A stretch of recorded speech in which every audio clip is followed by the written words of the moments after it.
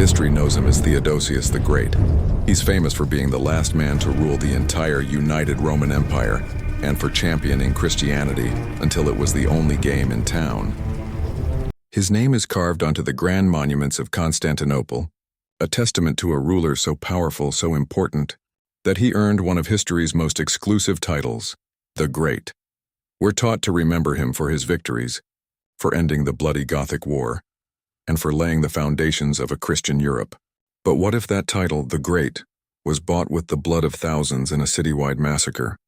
What if his legacy was built on the brutal suppression of anyone who got in his way? What if the champion of the faith was a tyrant, and the guy who unified the empire was the same one who set the stage for its final catastrophic collapse? This isn't the story you learned in school. This is the truth that got buried. Today we're exposing the 7 shocking secrets about Theodosius the Great that your history books conveniently left out. Our first secret is easily the most horrifying act of Theodosius's reign, an event so brutal it leaves a permanent stain on his name. The year is 390 AD, and the city of Thessalonica is a powder keg. The citizens were furious. Why? Because Butheric, the local Gothic garrison commander, had arrested a popular charioteer. The reason for the arrest changes depending on who you ask, but the result was the same. The city exploded into a riot. In their rage, the mob lynched Commander Butheric and dragged his body through the streets. This was a direct challenge to the emperor's authority, and news traveled fast. Theodosius was known for having a volcanic temper, and when he heard, he was enraged. He decided to make an example of Thessalonica, planning his revenge with ice-cold calculation. He announced that he would sponsor games at the city's hippodrome. As thousands of unsuspecting men, women, and children filled the stands, excited for a day of entertainment, Theodosius's soldiers sealed the exits. Then the order was given. For 3 hours, the troops, mostly Goths, poured in and began slaughtering the trapped civilians. The historian Theodore, writing about 50 years later, described the carnage in chilling detail. He claimed the emperor gratified his vindictive desire for vengeance by unsheathing the sword most unjustly and tyrannically against all, slaying the innocent and guilty alike. According to his account, as many as 7,000 people were murdered, cut down like ears of wheat in the time of harvest. While some accounts say Theodosius tried to call it off, the message arrived too late. The streets of Thessalonica ran red with blood, all on the order of the man history would call the Great. This wasn't a battle. It was state-sanctioned mass murder. If the massacre showed Theodosius at his most tyrannical, what happened next was a moment that would forever shift the balance of power between church and state. News of the slaughter reached Milan and the ears of its formidable bishop, Ambrose. Ambrose wasn't just a priest. He was a political powerhouse and a man who firmly believed that God's law stood above any emperor's. Horrified, Ambrose did the unthinkable. He publicly condemned Theodosius and excommunicated him, cutting the most powerful man in the world off from the church. Think about that. The leader of the empire publicly shamed and barred from taking communion.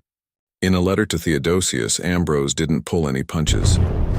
How could you lift up in prayer hands steeped in the blood of so unjust a massacre? Depart then, and do not by a second crime add to the guilt of the first. Later legends, probably spiced up by historians like Theodore, paint a dramatic scene of Ambrose physically blocking the cathedral doors. While modern historians think the real confrontation was less theatrical, the result was the same. For 8 long months, Theodosius was a spiritual outcast. Finally, he broke. He stripped off his imperial robes, entered the church as a lowly sinner, and publicly begged for forgiveness. It was a stunning spectacle, an emperor on his knees before a bishop. And just like that, a powerful new precedent was set. The church could hold even an emperor accountable. Theodosius gets credit for making Christianity the official state religion, but the way he did it was far from holy. It was a campaign of intolerance, force, and the systematic destruction of centuries of Roman tradition. It all started in 380 AD with the Edict of Thessalonica. This decree made one specific type of Christianity, Nicene Christianity, the only legitimate religion. All other Christians, like the Arians, were now officially heretics, and Theodosius didn't hesitate to use soldiers to kick them out of their own churches. But his war on faith didn't stop there. He launched a full-scale assault on paganism, the ancient faith that had defined Roman culture for 1,000 years. Between 389 and 391, his Theodosian decrees effectively outlawed paganism entirely. Sacrifices were banned. Visiting temples was forbidden. Ancient holidays were abolished. The sacred fire in Rome's Temple of Vesta, which had burned for over a millennium, was extinguished for good. In 393, he's credited with shutting down the ancient Olympic Games because he saw them as a pagan festival. He even made it a crime to honor your own gods in your own home. This wasn't a gentle conversion. It was a forced cultural revolution. He authorized the destruction of countless temples and holy sites, like the magnificent Serapeum of Alexandria, which was torn down by a local bishop acting under Theodosius's new anti-pagan policies. In his effort to champion one faith, he brutally crushed all others, shattering the empire's religious pluralism and creating divisions that would last for centuries. So it's pretty clear the story of Theodosius is a lot more complicated and a lot darker than his title suggests. We're digging into the history that often gets glossed over. If you find this stuff as fascinating as we do us a favor and hit that subscribe button so you don't miss what's coming. We've got 4 more secrets to go, and believe me, they get even more shocking. Our next secret shows Theodosius as a cold, cynical commander who saw his own soldiers as disposable pawns. The scene is the Battle of the Frigidus River in 394 AD. Theodosius was marching to crush a usurper named Eugenius, and to do it, he relied heavily on his Gothic allies, known as foederati. These were barbarian warriors fighting for Rome in exchange for land and a degree of independence. Theodosius brought over 20,000 of these Gothic soldiers with him, led by a young chief you might have heard of, Alaric. On the first day of the battle, Theodosius made a chilling tactical choice. He ordered his Gothic allies to lead the frontal assault against a heavily fortified position. It was a suicide mission, and they were absolutely slaughtered. The sources say a staggering 10,000 soldiers, half their total force, were killed on that first day. The attack barely made a dent in the enemy line, but it did succeed in one thing. It wiped out a huge chunk of his own allies. Many historians argue this was no accident. Theodosius was wary of the Goths, viewing them as a future threat.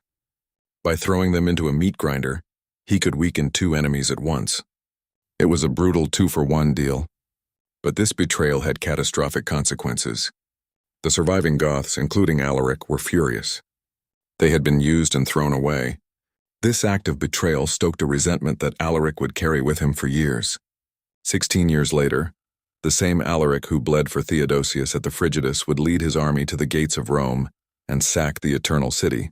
The seeds of that betrayal at the Frigidus were planted much earlier, with what many historians call Theodosius's biggest mistake. Back in 379 AD, he inherited an empire in crisis. The Roman army had just been annihilated by the Goths at the Battle of Adrianople, a defeat so total that the Emperor Valens himself was killed on the field. Theodosius was desperate for soldiers, so he threw centuries of Roman policy out the window. Instead of breaking up defeated enemies and absorbing them, he made a radical deal with the Goths. He let them settle inside the empire's borders, not as subjects, but as autonomous allies, or foederati. They got to live under their own laws and their own leaders, creating what was basically a barbarian nation inside the Roman state. This policy flooded the Roman army with mercenaries who had little, if any, loyalty to Rome. Sure, they were good fighters, but they fought for their chieftains, not the empire. This barbarization of the military changed everything. Romans started to look down on military service, seeing it as a job for foreigners, while the Goths were often treated as expendable. This created a powerful but dangerously unstable army, loyal only as long as it was convenient. It was a policy that weakened the empire from the inside out and made betrayals like the one at the Frigidus almost inevitable. Theodosius's reign was marked by civil wars, and his reaction to rivals shows a man driven by pure, ruthless ambition. Nowhere is this clearer than his takedown of Magnus Maximus, a general who declared himself emperor in the West in 383 AD. Maximus was a capable commander who, for several years, Theodosius was forced to recognize as a co-emperor.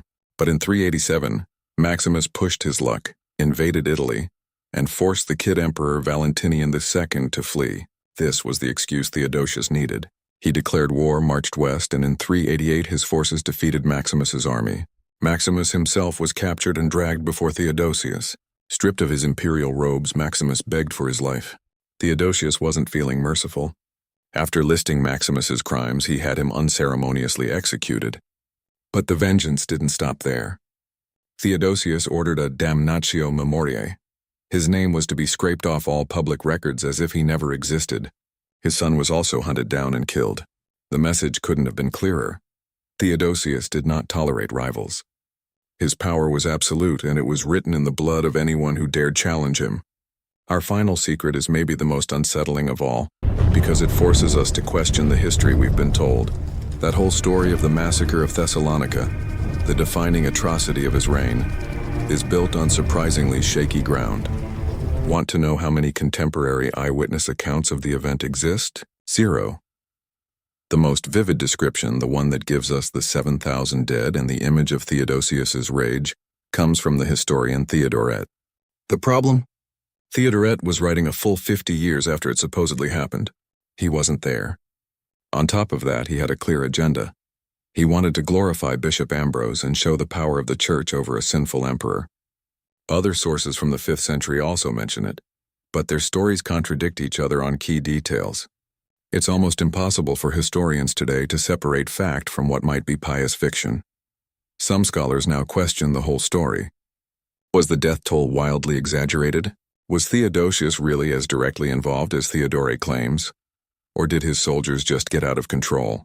It's possible the whole dramatic scene of his public penance was a legend, created to make a theological point. This doesn't mean nothing bad happened in Thessalonica. A riot occurred and the imperial response was brutal. But the scale of the slaughter and Theodosius's role as the cold-blooded planner are seriously contested. His image as the sinner emperor might be the product of a single, biased, and very late source. The most shocking secret may be that one of the darkest chapters of his life was written, or maybe even invented by the very church he put in power. So where does that leave us with Theodosius the Great? He's credited with uniting the empire and championing a faith. But the full story is one of massacre, betrayal, and intolerance. He slaughtered his own citizens in a fit of rage. He humbled himself before the church, but only after committing an atrocity. He forced his religion on the empire with an iron fist, destroying centuries of culture.